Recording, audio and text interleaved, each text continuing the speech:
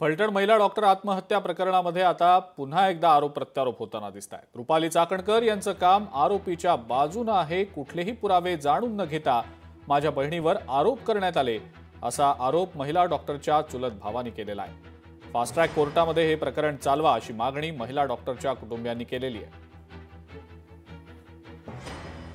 रुपाली चाकणकरांची जी भूमिका आहे ती अत्यंत चुकीची आहे। त्यांनी अगोदर पीडित जी माझी बहीण आहे डॉक्टर संपदा यांच्या घरी येऊन ॲटलिस्ट त्यांनी आमची बाजू जाणून घ्यायला हवी होती। सांत्वनासाठी तर त्या येऊ शकल्या नाही, पण उलट आरोपींना त्यांनी यामध्ये साथ दिली आहे आणि त्यांच्यासोबत त्यांच्या शेजारी पोलीस अधीक्षक तुषार दोषी बसलेले आहेत।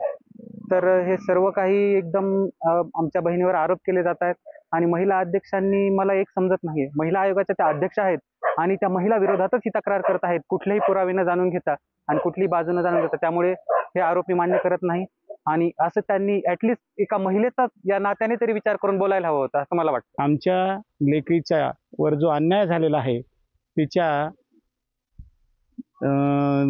ह्याच्यासाठी मृत्यूसाठी जे कोणी जबाबदार असतील ते सर्व आरोपींना, त्यातले मुख्य आरोपी आहेत त्यांना तर फाशी झालीच पाहिजे, पण जे काही इतर आरोपी आहेत त्या इतर आरोपींना सह आरोपी करून त्यांना सुद्धा बडतर्फ करण्यात आलं पाहिजे आणि कठोरात कठोर शिक्षा दिली पाहिजे अशी मी मागणी करतो। त्यानंतर दुसरा महत्त्वाचा मुद्दा असा आहे की हे प्रकरण SIT कडे सुपूर्द केलं पाहिजे, फास्ट ट्रॅक कोर्टामध्ये चालवलं पाहिजे।